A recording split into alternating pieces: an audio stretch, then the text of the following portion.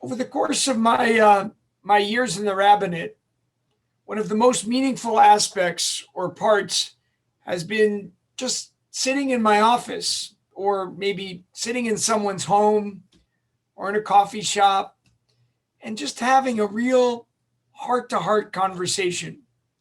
There's really nothing better than getting to know someone, their backstory, their life story, their Jewish story, their Jewish journey, their dreams, even their fears. Over the last 9 months, these conversations have continued, though, of course, they've been dominated by COVID. I've been able to meet masked outdoors, in backyards, on people's patios, decks, and people's front yards. But now, as the temperature has dropped and the pandemic is really bearing down on us, outdoor meetings are becoming more challenging. I had some nice walks a few weeks ago, and this past week, more and more of these meetings were moved to Zoom and FaceTime, which is not the worst thing. And this week, I was pleased to have long and meaningful conversations with people with whom I do not see eye to eye. While I'm not averse to having positive responses to my sermons, teachings, and I always appreciate the dozens of people who reached out with those kinds of messages and who called or wrote or responded to what I was sharing with very positive words. I often learn the most from those who have different perspectives. And let me emphasize how much I appreciate hearing from members of our community with whom I may disagree. In one of those conversations this week, we discussed how those who support the outgoing president are really saddened by his loss, how they are actually afraid of what might happen next. I appreciated hearing about how Jews from the former Soviet Union or from other countries like Cuba are fearful of a return to the socialism or communism that they or their parents or previous generations experienced. In another conversation, we tried to understand what motivated so many Americans to vote for the current president. While I have spoken about misinformation as a cause, it is naive to see that as the sole reason.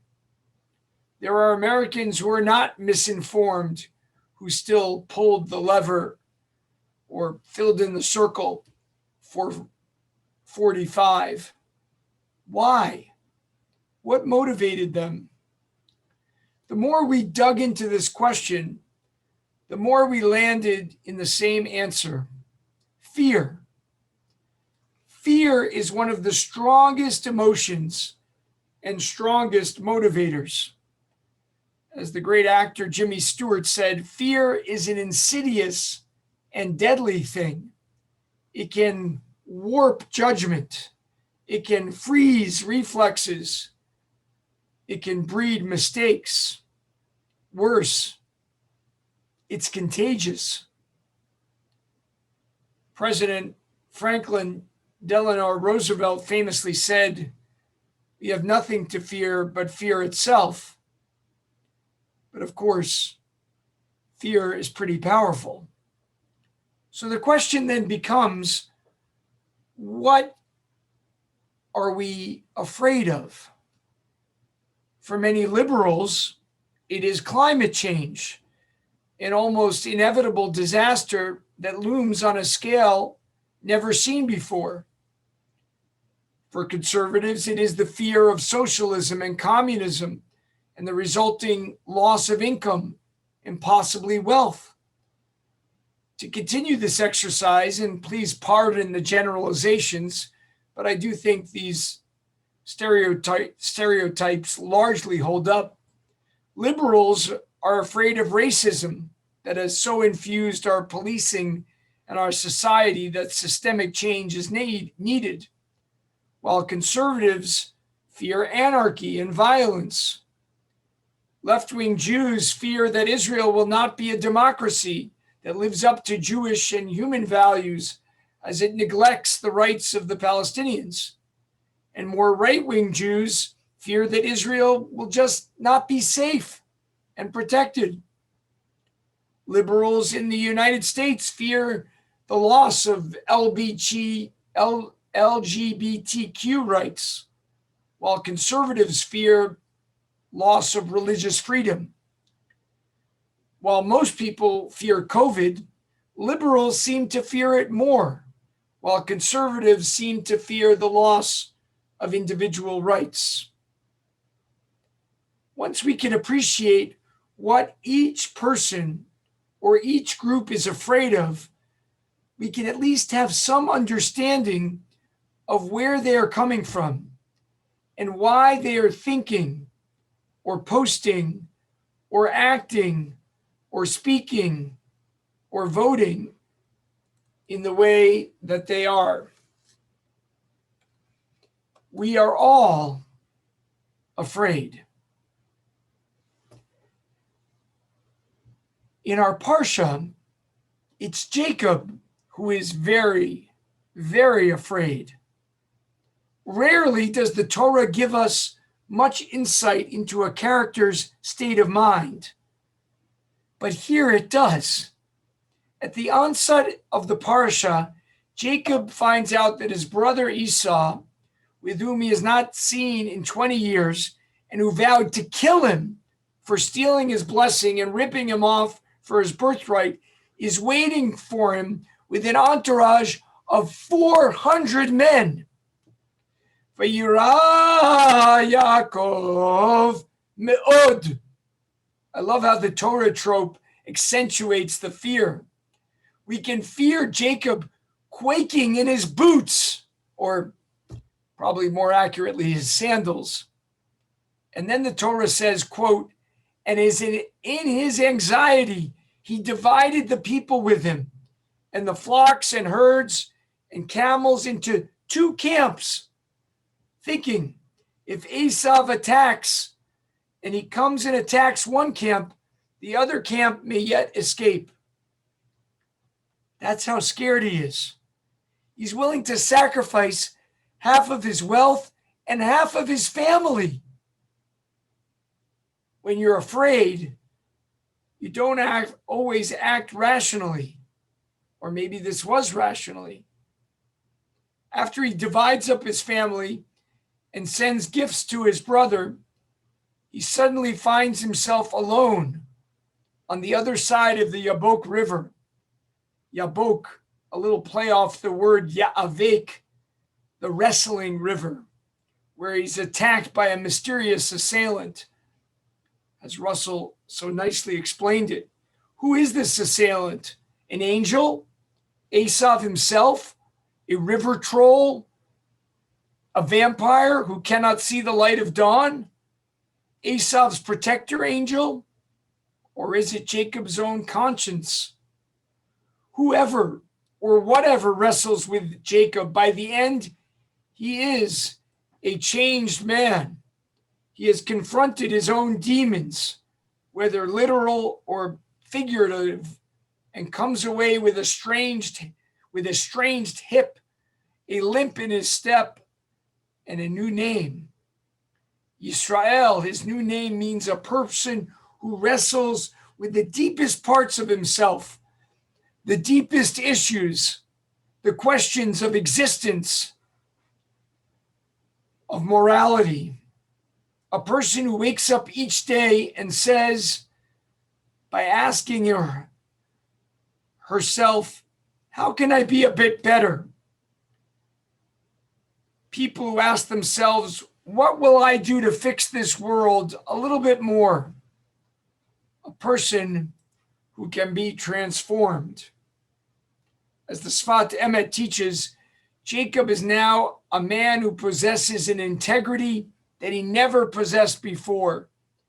He's now worthy of being the father of the 12 tribes, the father of the Jewish people, the paradigm of a person who undergoes self-transformation. And then he does something curious. He names the place where all this happened. Well, actually, it's not that curious because the Torah is replete with examples of our ancestors naming places where they had mystical or spiritual encounters. But Jacob does not name it what you would expect. He doesn't name it after his new name, like Israel, or the place where I wrestled, or the place where I was changed. He calls it Peniel, literally the face of God, or as the Torah explains, Ki ra'iti Elohim, panim el panim, vatinatzel nafshi, because I have seen a divine face, a divine being, face to face, yet my life was preserved. Now you got to ask, when did he see God? Was this mysterious assailant God? The text says that the assailant was an Ish, a man. But when Jacob asks the man for his name, he doesn't answer. He doesn't reveal his name, which is, of course, somewhat similar to the cryptic answer that God gives at the burning bush when Moses asks God for his name, although there an answer is given. So what does Jacob see? For many years, I had always thought that Jacob saw nothing. He was wrestling with his own conscience, so he must have seen the deepest parts of himself, his own emotions. But now I've rethought this. No, he didn't see himself. He saw his brother. He was wrestling with an image of his brother. Perhaps it was Esau's alter ego, his celestial patron, an ancient understanding that each of us has an angelic analog that protects and guards us. But no matter, either way, it was the same face that he saw. It was the face of his brother Esau. It was the face he betrayed 20 years earlier. It was the face of someone he loved, his twin brother, and whom he had hurt badly. He could see that face all scrunched up in a ball of pain. He could see Esau's grimace. He could see Esau's tears and Esau's cry, as we heard about 2 weeks earlier. He could feel Esau's pain. He could sense the wrong that he had done to him. And then Jacob's felt intense guilt and realized the depth of his sin, of his wrongdoing. It was this journey into truly seeing Esau and the pain that Jacob had caused his brother that transformed Jacob, gave him the new name, and explained why he saw the face of God. Because to truly see or understand another person is to see God's face. And we know this because the Torah tells us this. A few verses later, when the brothers reconcile, Jacob then says to his brother Esau, to see your face is like seeing the face of God. Human beings do not see God. But if we are lucky, if we are sensitive and caring and thoughtful enough, if we really dive deep into powerful emotional places, we get glimpses of the divine. And if we can practice this in our own lives, as we should truly listen deeply to each other, panim el panim, face to face, then yes, even people from different religious, political perspectives, we may be worthy of the name Yisrael, the people of Israel. Shabbat Shalom.